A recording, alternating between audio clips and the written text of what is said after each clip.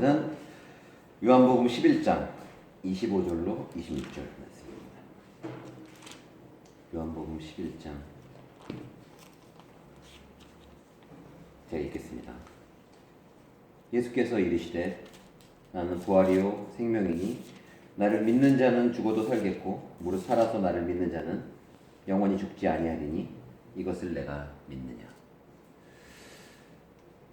이게 이제 오늘 하고 싶은 얘기는 이제 우연히 이제 어떤 인터넷 사이트 봤는데 그 성경의 오류에 대한 이야기들이 많이 쓰는 걸 봤는데, 그러니까 성경의 오류에 대해서 이렇게 주장한 사람들의 얘기를 보니까 아니, 죽는데 어떻게 사냐라든가 왜 의롭다 했는데 왜 죄인이라 그러고 의인이 없다 그러냐 뭐 이런 여러 가지 이야기를 보면서 왜 성경에는 왜 이렇게 반대되는 오류들을 투성이냐 이런 질문을 하는 걸 보고, 그리고 그것만 전문적으로 찾는 사람들이 또 있더라고요. 그래서 그 성경에서 반대되는 얘기, 그러니까 죽는 것이 사는 것이다, 비우는 것이 채워지는 것이다, 이런 이해할 수 없는 이야기들을 비롯해서 왜 이런 이야기들, 그 죽는데 왜 사냐, 뭐 이제 이런 이야기들에 대한 것들로 비롯해서 뭐 성경에 나온 이야기들에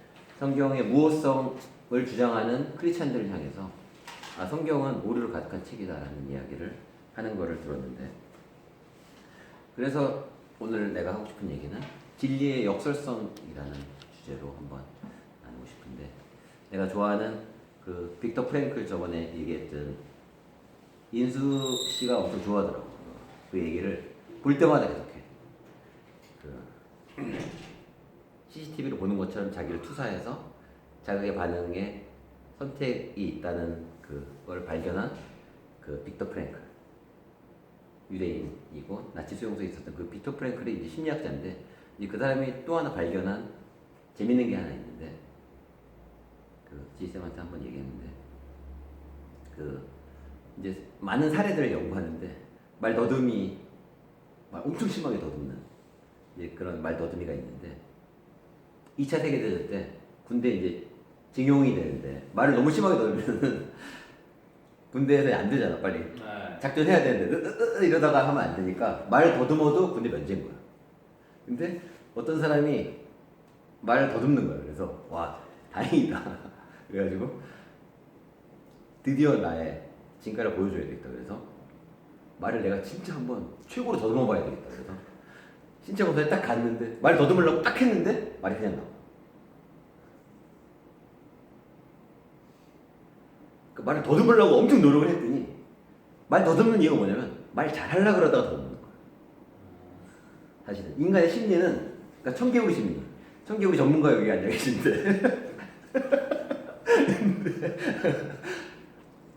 근데 그게 현석이가 그런 게 아니라 현석이가 그런 게 아니라 인간의 심리는 사실은 역설적인 게 있고, 그러니까 잘하려고 그러지 못하지.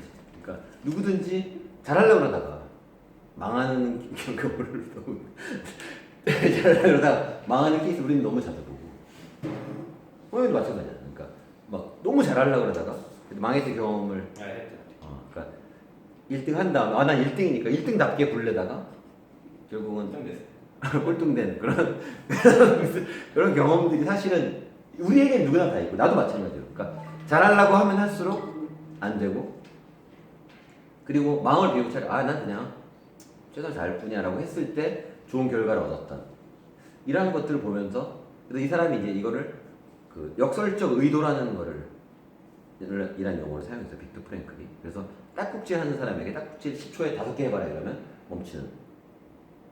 그러니까 어린아이들한테 통하잖아. 나도 해봤는데 우리 정수가 딱국질 할 때, 야 정수야 딱국질 지금부터 10초 동안 5번 하는 거야. 이렇게 하면 막 하려고 막 하면 안 나와.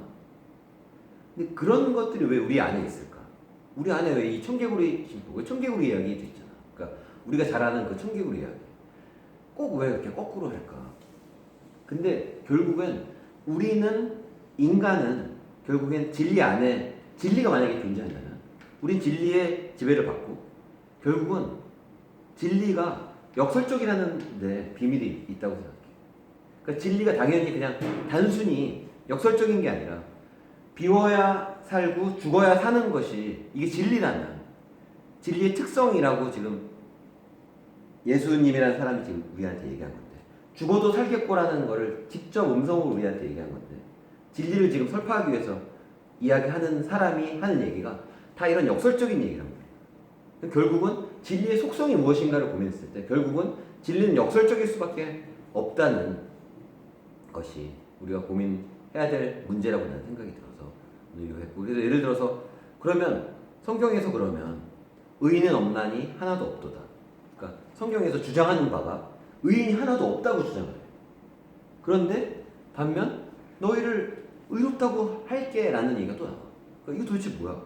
그러니까 그 우리 성경 오류를 지적한 사람이 보니까 그거를 했더라고. 아니 의인은 없나니 하나도 없다 그랬는데 왜 의롭다고 얘기해?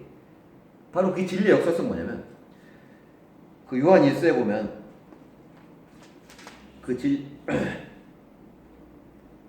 의롭다고 칭하는 이야기가 나오는데 바로 뭐냐면 1장 9절에 보면 만일 우리가 죄를 자백하면 그는 미쁘시고 의로우사 우리 죄를 사하며 우리의 모든 불의에서 깨끗하게 하실 것이요.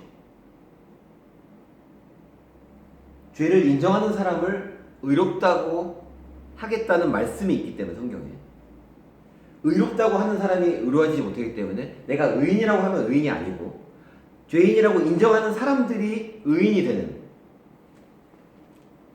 공통적인 맥락에서 지금 주장하고 있는데 이런 거를 보지 않고 단편적으로 보면 그러니까 죄를 자백하는 거를 의롭게 본다는 내용이 분명히 이렇게 적혀있기 때문에 그렇다면 이것이 다 맞춰지기 위해서는 그러한 진리의 역설이 포함되지 않으면 사실 이거를 설명할 수 있는 방법이 없어요. 왜냐하면 죄를 자백해야지만 의로워지고 그러기 위해서 자백해야 될 필요성은 의인이 하나도 없기 때문이고 의인이 하나도 없기 때문에 다 죄인임을 고백해야 되고 죄인임을 고백하는 사람을 용서해 주기로 약속했고 그렇기 때문에 그거를 불의해서 깨끗하게 하실 거기 때문에 그걸 의롭다고 보기 때문에 결국은 의롭다고 하는 게 역설적이지만 사실은 진리는 이렇게 말이 될 수밖에 없는 것이 성경의 이야기고 우리의 삶도 단순하게 눈에 보이는 것에 집중해서 그냥 이거다 저거다 판단해가지고는 사실 진리를 바라보기 힘들어요. 운동도 마찬가지로 운동도 예를 들어서 내가 지금 동영상 운동하는 거 올리고 그러면 사람들은 내가 스트렝스 트레이닝 하는 줄 알아요. 왜냐면 일반인보다 힘이 세니까 트랩바도 270kg 막 들고 하니까 나보고 스트렝스 프로그램 어떻게 계속 질문이 다 보여요. 스트렝스 프로그램 나는 대학교 92년에 시작해서 97년에 졸업할 때 97년에 데드리프트 140을 바닥에서 못 뽑았어. 그래서 지금 아까도 재봤는데 손목 재보니까 16분이 안 돼. 힘이 약했기 때문에 나는 힘을 포기했어. 그러니까 무겁게 하려는 걸 아예 포기했어. 나는 힘이 약하니까 나는 그냥 중량 운동 안 해야 되겠다. 그래서 그냥 나 반복만 해야 되겠다고 한 거야. 그래서 이 오랜 시간이 지나서 반복 위주로 계속 뭐 운동하는 거 보면 알겠지만 절대 고중량 거의 비중을 치면 한 1%도 안 되는데 근데 결국엔 결과적으로 보니까 힘이 나보다 센 사람이 거의 드물 정도로 세지는 결과가 왔는데 이게 이제 현실인데 결국은 이 진리의 역설성은 그러니까 힘 세지려고 내가 만약에 노력했다면 내가 이렇게 될 수 있었을까? 그때부터 내가 힘이 약하기 때문에 그럼 막 나는 이제 힘 세질 거야 그래서 만약에 힘 세지려고 노력했다면 이렇게까지 힘 세지지 못했을 것 같다는 생각. 그래서 운동도 그렇고 인생도 그렇고 성경에서 말하는 이런 역설성 그리고 오류로 말도 안 되는 왜 죽으라는 거 그러니까 뭐 비우라는 거 받아들이기 힘든 아니 이렇게 어려운 세상에서 어떻게 내가 비워서 어떻게 살아갈 수 있을까? 내가 어떻게 양보해서 어떻게 살아갈 수 있을까? 내가 용서해서 어떻게 살아갈 수 있을까? 내가 져서 오른밤 맞았는데 왼밤을 내면서 어떻게 살아갈 수 있을까 하는 그러한 고민 속에서 사실은 성경은 우리에게 역설적인 진리를 말해주고 예수님의 죽음과 부활 믿건 안 믿건 간에 죽기까지 순종했을 때 목숨이 되살아날 정도의 엄청난 결과. 그러니까 성경에서 이야기하고 믿건 안 믿건 간에 여기서 주장하는 것은 뭐냐면 죽기까지 순종했을 때 목숨을 버릴 정도의 순종의 결과가 엄청난 부활의 영광으로 나타났다는 거예요. 그래서 그렇게까지도 우리에게 전하고 싶었던 거예요. 자기가 죽기까지 부활의 영광을 보여주면서까지 예수님께서 우리에게 말하고 싶었던 것이 바로 이런 역설. 니네가 부활의 능력, 하나님의 영광을 아무리 들어보려고 해봐야 죽지 않으면 안 된다. 하나님의 미랄이 되어서 죽어서 땅에 심겨지지 않으면 열매를 못 맺는 것처럼 너희의 삶은 니네들이 아무리 니네가 잘났다고 영광을 들으려고 노력해봐야 소용없다. 왜냐하면 진리의 역설성이 있기 때문에 진리는 네가 높아지고 싶으면 낮아지지 않으면 진정한 높음에 갈 수 없고 니네가 풍요로워지고 싶으면 비우지 않으면 그건 불가능하다. 그래서 만에 하나 그런 걸 아니고 이런 진리의 역설성에 떠나서 비우지 않고 채워지는 사람, 낮아지지 않고 높아지는 사람이 있을 수 있을지 몰라도 그걸 통해서 분명히 우리에게는 재앙이 닥친다는 것을 이야기하는 것이 난 역사라고 생각해. 역사가 우리에게 주는 교훈은 분명히 그런 성경적으로 진리에 벗어난 방법으로 부를 취하는 사람도 있고 성경에 없는 방법으로 높아지는 사람도 있고 역설적인 진리를 통하지 않고 힘이 세진 사람도 있을지 몰라도 그것으로 인해서 분명히 문제가 생긴다는 것이 성경에서 우리에게 이야기하고 있는 교훈이라는 생각입니다.